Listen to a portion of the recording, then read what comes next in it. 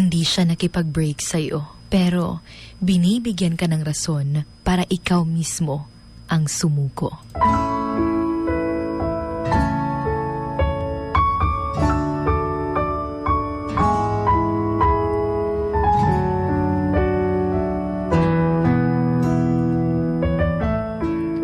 Hindi niya sinabi na ayaw na niya.